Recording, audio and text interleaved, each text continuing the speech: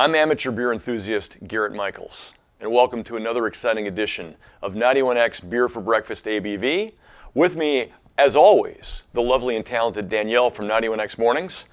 Usually Paul Segura from Carl Strauss Brewing is here to join us as our beer Sherpa, but he's been reportedly abducted by aliens and couldn't make it this week. So we've called in our good friend from Green Flash Brewing, Mr. Dave Adams, who has a very impressive beard. Also, super stoked to have with us today from Mission Brewery in East Village here in San Diego. We have Jenna, Jeremy. Jeremy is a lead brewer there, and Jenna is the brand ambassador, right? Yes. That's a great title. I'm also really stoked that we're going to have some beers that we don't usually get from Mission Brewery. They have many award-winning core beers that we all love, like the Blonde and the Mission IPA, and of course my personal favorite, the Shipwrecked Double IPA. But today we're going to get into something that we don't normally get into, right? Yes, certainly. So today we decided to skip kind of our core beers and bring some more stuff that was more one-off, limited release, experimental batches. So I guess I can run through the first one. Oh yeah, I couldn't wait. She's on it. I couldn't wait. I was thirsty. So the first one's going to be our Captain Cascarengo. It's a kettle soured beer with additional mango and cascara. So in case, since most people don't know, cascara is the fruit that's on the outside of the coffee bean. So it has a light tamarind almost kind of taste to it. Adds a little funk, a sweet and sour type of aspect to the beer, and pairs really well with the mango. Yeah, I think it's really neat, by the way, that we were talking about it before the show started about the cascar, is how you pronounce it? Yeah. I think it's such a cool idea to use that using the fruit of the coffee bean in there, and I've never experienced that and by itself or in beer, so I think it's a really neat concept to be able to use that. And you said that you enjoyed the way that it played off of the mango, so I'm really curious how it turned out. Definitely, thanks. All right, well, let's get into Cheers. it. Cheers. Cheers, everybody. Beer for breakfast. Yes. Of course. I love the aroma on this already. This is nice. It's delightful. It gets you right there. Oh yeah. It That's gets a you sign. right Side of the there. tongue. It kind of does, yeah. What's the ABV? It's 5.3%. 5.3. So this was actually in Trident Coffee. Eric over there kind of brought this Cascara tea to us and was talking about doing some type of collaboration with it. So he brought the tea over. We kind of tasted it with different fruits and doses, and we ended up settling on this as a great kind of blend of the two, so that each one kind of pops out, but it's not too overwhelming. So when you use the mango and the cascara, is it similar to a dry hop edition? Is all post-fermentation, steeping it, and then getting the flavors that you want? Exactly. So yeah, the mango was a puree, so an aseptic puree we used post-fermentation. And then for the Cascara tea, Eric over at Trident made it, and we kind of dosed it in via keg. So we pumped a keg in, essentially. Very cool, very cool. I should say, on a side note, that this is one of my favorite styles of beer, Berliner Weiss. Just historically, I think it's a really fun style, and especially that this Berliner Weisses and Gozes both have really come to the forefront recently, but they're very old world styles of lactic acid bacteria beers, creating that tartness in the beer. That's where it comes from. And these breweries used to run rampant in Berlin, and now there's only, 2 or 3 left in Berlin that are actually making Berliner Weisses, and it's sort of been adopted by American breweries and really brought to the forefront. So it's cool to see, people running with these ideas. And the fruit, although some people would say that adding fruit to beer is kind of bastardizing it. Berliner Weisses actually have a long tradition of adding syrups to it, mostly raspberry and woodruff syrups, which were meant to cut through the lactic acid characteristics and provided some sweetness to the beer. So I think it's even cooler to add them, during the brewing process, post-fermentation, to put your own spin on that syrup addition. So I had a question about that as you bring it up, because I've heard that if you were over there, you're in Berlin, they actually add the syrup on site, right? Yeah. So it's post. So they make the beer regular, and very few people would get it regular, if you will, especially when they were, brewed much more prevalently back in the day. And so you would just have you'd say you want, red or green, basically, and and then they would dose it up. But it would be weird to order it without one of the syrups. So as to where we probably enjoy our Berliner Weiss is a little more tart, a little more on the sour side. Over there, that was sort of seen as an off flavor because it was, and that was designed to cut through that characteristic. Jeremy, could you see doing this beer with a different kind of fruit other than mango? Yeah, so certainly. We actually did about a little more than 3 versions of this. So we made a large kind of generic blank batch of our kettle sour, and we pulled off pieces and did different fruit combos.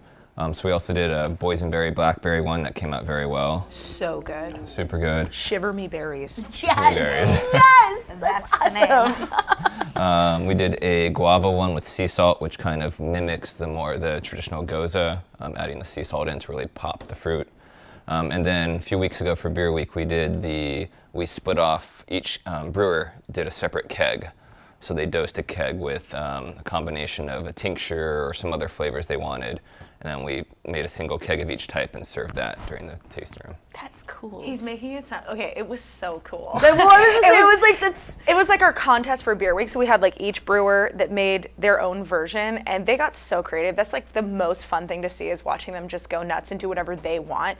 You know, because we brew on a really big scale, but having them be able to make their own small batch. Then we had people come in and try them all, and then put whatever their favorite one, vote for their favorite. Which one? Yours was the ginger and lemon. Ginger lemon, Yeah, it was really nice.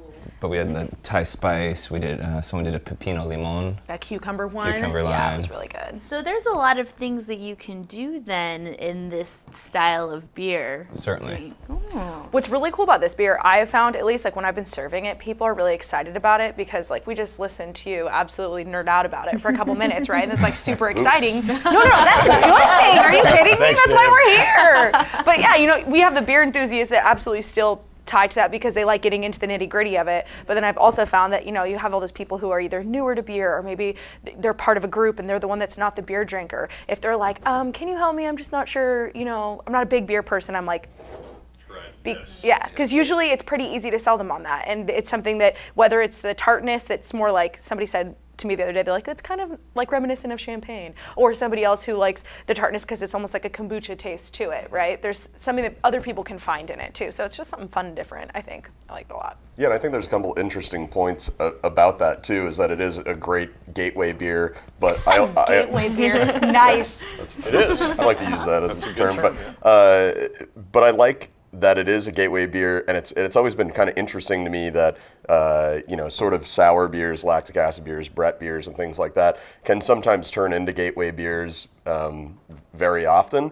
But they're actually like very complex and difficult to make and sought after and things like that. So I think on one side, it's very interesting to have somebody who's a beginner beer person say like, oh, this is great. Like, I don't really like beer, but I really like this. And it's like, well, you like a really complex, difficult beer to make. Like, you know, this You is are not beer and this basic. is hard. Yeah, this is not like a beginner whatever beer, even though that they think that because of the effervescence or because of it reminds them of, you know, a Sour Patch Kid or something like that, whatever that is that they enjoy with it. And then the other thing that I really like about these beers, both Gozes and Berliner Weisses, is that because if you do make a solid base to it, then you end up having that experimentation sort of, you know, canvas, if you will, like where you just go, hey, look, you know what? Why don't we make a little bit of this, make a little bit of that, and especially if you're chopping off the tops of the kegs and treating the kegs, and you just say, hey, let's try this, let's try that. You end up with 20 or 30 different types and see which ones stick and go from there. So yeah, it's really neat. Thank you. Yeah, I'm glad you're enjoying it. We really like kind of having, like you said, that base to experiment with, because it's kind of the question of, oh, what would happen if I added this to this? Right. And you don't know that's until it. you try. What would happen? Why not? Yeah, let's have fun. And you know, another thing that's really interesting is that as it warms up, I definitely get that tamarind note in there that has that, like, I love tamarind, and we've done a couple of beers, kind of played around with, you know, experimenting with them. And I love that style, having that kind of sweet, it's like almost sweet, savory, sour, all combined. It's a really weird, very unique characteristic, but I get that out of the coffee bean fruit, which was called one more time? Cascara. Cascara. I'm going to remember that. Finish your beer. Oh, yes, we Fine. So before we get into the next beer, Jen, I would love to know a little bit more about the We Funder campaign. Yeah. This is awesome because you could be part of the Mission family by being an investor. And man, we want you to. You know what I mean? Join us. Let's have some fun. So tell us about it. Yeah, so WeFunder is called Equity Crowdfunding. It's a brand new platform that we are able to take advantage of. And what's really exciting is we're the first brewery in San Diego to do anything like this. So we're in uncharted territory here in the best of ways. And what we're able to do is hopefully tap into a whole new community of investors that never had the access to the private shares that in the past. Normally, if you're going to invest in a company, you have to be what's considered to be an accredited investor, which is somebody that has a specific net worth, or they make a certain income per household, which is like a ridiculous amount, and it excludes about over 96% of Americans from accessing those normally privately shared stocks, right? But with this source and this way of doing it, anybody, you, me, everybody included, can be able to most likely qualify to invest. So we're talking minimum investment is $200. And it goes up from there. And of course, because we're Mission and we love our family, there's different perks associated with whatever level you get in on. But it's a specific time frame that we're looking at. Yeah, it's limited, right? I mean, this ends in a couple of weeks. It's pretty exclusive, but the whole awesome part about it is that it can be way more inclusive than investing ever really was before. So there's from what I've seen, there's two real cool benefits that are associated with this. Not only are we able to, get working capital and hopefully grow our business, we want to open more tasting rooms, we want to reach a wider market, we want to go more into NorCal and do some awesome things, and any growing business needs money to do that, right? But on top of getting money from this all new source, we're actually, like you said earlier, we're kind of like gaining family members here, because it's not just some Joe Schmo somewhere, although we love our accredited investors, but this is somebody who lives down the street and visits our tasting room often, or this is somebody who has the potential to be more involved with us, and for us, that's like a really great way to be part of the community too. So it's exciting. It's a big deal, and we're doing really well, and we're right on track, and we're really stoked about it. So you're saying a lowly little morning show producer like me could don't say technically that. invest in Mission Brewing? Yeah, 100%. That's really cool. Yeah. That's really, really cool, actually. And when you you have that place around town that you feel that kind of that sense of ownership towards because you're a part of it, you're more likely to be involved, and it's like kind of a twofold, because then we end up getting people around town talking about us more and all that good stuff too. So it's a really neat thing that we're doing. Where do we go to do this? WeFunder.com/Mission Brewery. Can you access it just from the brewery's website as well? Yes, you can. Absolutely. Okay. But just throw that URL in there one more time. WeFunder.com/Mission Brewery. And the best part is it is all considered public information, which is why in terms of like money and specific questions, I direct people there, because there's a way that you can actually ask a question. It's sent straight to our owner, Dan Sellis, and he will get back to you shortly. It's pretty impressive. And you can hear straight from his mouth the answer to your question, and the good news, it's up there for everybody to see. So there's really nothing hidden there. Check it out, explore it, because there's a lot of really cool stuff going on there. Super cool. There you go. There's your chance. If you've ever wanted to invest in a brewery, Yeah. a craft brewer, a really great one, do this. WeFunder, Mission Brewing. All right, let's get into some more beer. What do we got next? All right, so the next one is our Kia Ora New Zealand IPA. It's a 5.7% IPA. We brewed it with all New Zealand hops. Those are the best hops. Yes. Yeah, by they the have way. lots of great, just fruity and tropical notes to them. So this used 5 Pacific Gem, YT, Rakau, Nelson, and Motueka. They give it kind of a very thorough tropical fruit profile. The Nelson adds a little bit of like Sauvignon Blanc to it. That's We're really happy with this. Yeah, it's a super fun beer. That's a ton of different cool, interesting hops with different profiles. I mean, there's certainly a sharp bitterness to it that's balanced out by that nice hop aroma, and not much malt backbone, very clean and dry, not a lot of malt sweetness, and it definitely lets the hop shine for sure. Awesome, thanks. Yeah, our head brewer Cody he's of Kiwi descent, so Kia Ora is like kind of, hey, what's up? Language. That's Maori. neat. Yeah. I don't know, excuse my ignorance, but with all these awesome hops that come from New Zealand, is New Zealand a really big beer advocate, country? Is there a lot of beer things coming out of New Zealand? Not as much as you'd think, given the prevalence of hops there. Yeah. Yeah, interestingly enough, Doesn't have like There's not a big beer scene there? No, not really. Not a big burgeoning beer scene. I mean, like any other sort of, I call them emerging markets, but like any emerging market, there's certainly pockets and groups of people who are super interested in beer. But I wouldn't stumble into New Zealand and think that it was going to be San Diego County or something, for example. And there's lots of places like that where you get. I mean, if you go to Yakima Valley, Washington, which does more hops than anyone, like that's not a big beer town at all. I mean, it's a farming town. There's only a handful of bars that are even in the town. So it's almost more wine country. Yeah, it's just a small farming. It's like driving out to Ramona or Valley Center or something like that. You're not, you see some farms out there. You see a lot of land.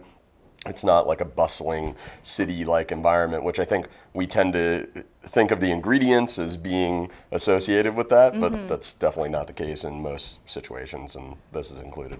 They should use their product because they're making great products. Right? I mean, I don't know. More beer in New Zealand. Well, and part of it to understand is like similar things happen in Australia is that when sometimes they feel like if they make the product that they just have it all the time and they get kind of bored of it. It's not necessarily that way with a hop like Nelson or some of the other, like some of those hops that Jeremy mentioned are a little more available than others, but the ones that are harder to get, are certainly sought after, but the ones that are easier to get that we think are crazy and harder to get are exciting for us, but for them they're like, it's like Cascade down the street, we picked it up. So that's sort of the way they're viewed at times.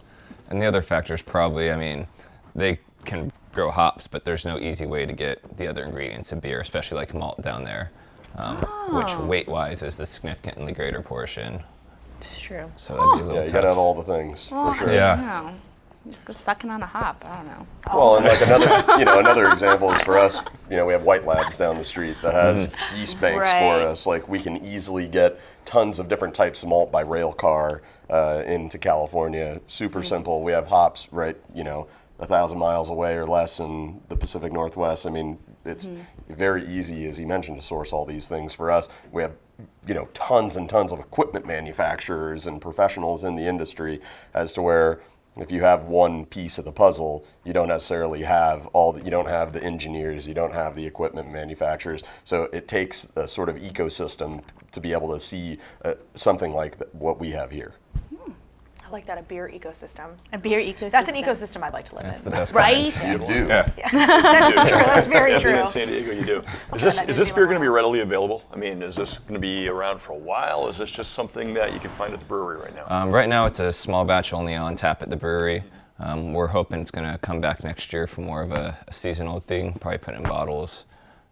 So it'll be only for a little while right now.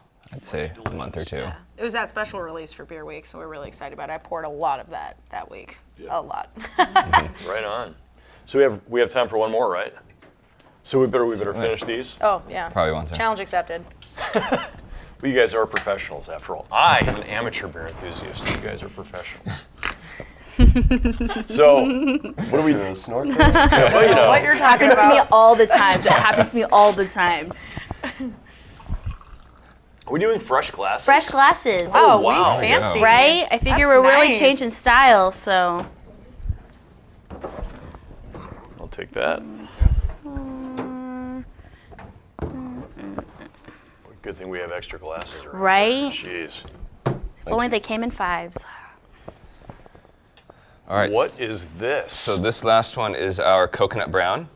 It's a 5.8% American brown ale, and we added 80 pounds of toasted coconut, both pre and post and fermentation. you can smell it on the nose, man, for sure. Where do you toast your coconut? The awesome guys down the street at Thorn Street Brewery. Ah, yes. They have a I know that oven well. yes. So yeah, we went over there and hand toasted all of it. All right. Oh, I'm excited to get into this. it's really tasty. I think that this is a perfect beer for breakfast beer. Yep. Definitely. It's very why we brought it, breakfasty. yep. Mm-hmm. Oh, yeah. It's lower ABV, I'm guessing. Yeah, 5.8. 5.8, cool. Yeah, and what type of malts are there? Like, obviously, they're, this deep kind of rich brown and color, some dark crystal malts. Yeah, of some that a little nature. dark crystal, a little pale chocolate, maybe a splash of some other roasted malts, but not too heavy on the grain bill, but enough to kind of bring it through. Definitely brown malt. Yeah, and I think you get that. You get that slight roast on the back end, which balances out with the coconut. You get that kind of light almond joy, nuttiness from the lighter cooked malts, and then a little bit of that roast hint in there, almost like some higher percentage cocoa content chocolate, and then you end up with the coconut on the aroma, kind of balancing it all out. It's a fun beer. Yeah, we didn't want to go too heavy on the grain bill because coconut can be kind of very subtle sometimes, and didn't want to overpower it. Absolutely. I love anything with coconut in it. I was so stoked about this. It's kind of like a little coffee type of coconut situation. When you said it's perfect morning beer, this is what I call my hair of the dog beer. You know, when you've had a little bit too much to drink, but the only way to feel better, right there. I'm assuming like right after beer week, you're enjoying quite a bit of this. 100%. Yeah. Well, and the thing about this that you don't see a lot of coconut, you always see coconut in like porters or stouts. Yeah. And I'm not a big porter stout kind of person, but with a brown, this is very easily drinkable, but I still get that coconut. I still get a little bit of that coffee without feeling like heavy from a stout. Yeah. You know what? Totally There's still agree. time. There's still time for you to acquire a taste for porters and stouts, Danielle. It took a while to We're get to gonna work on that. IPAs, so we're working our way there. I get Working that. our way. I was going to say, there's no reason to be discriminatory. I mean, Oh, no. you're allowed to have all the beer. Very protective of the beer. No. Right on. Well, this is fantastic. Is this going to be available? Yes, we did a bottle release of this, and it's also available at on tap and at select accounts around the county. Right on. Could you age this at all? Like if you lay your bottle down and age it, will it change the flavor? Or? You probably wouldn't want to. The alcohol percentage is a little low for something like that. And it's kind of doesn't have that dark richness of lots of things you'd want to age. So, I mean, you could too, but we'd say drink it fresh. Yeah. Yeah, why hoard it? I don't think Drink it now. Drink it'd it be now. gone. I couldn't do it. Well, these are fantastic beers, guys. Thanks for bringing in something outside of the core. I love your core beers, always have. Love your space, by the way. I mean, We the do too. historic Wonder Bread building is just very iconic in downtown San Diego. Fun place to go and drink beer if you're just hanging out downtown or even going to a ball game, man. Yeah. Awesome spot to meet up and go. We're dog friendly. We're kid friendly. We want everybody there, you know? Right on. And once again, if you want to be an investor, you can do that through their WeFunder campaign. You want to give that website one more time? WeFunder.com/Mission Brewery. Look at you, right there. Brand ambassador, she's a pro. Well, everybody, until next time, thanks for joining us for Beer for Breakfast ABV. Jeremy, Jenna from Mission Brewing. Thank Dave you for Adams having us. jumping in. You guys are the best. Danielle, me, Yes. beers, cheers. Thanks for checking us out. Cheers. Yeah. Ooh.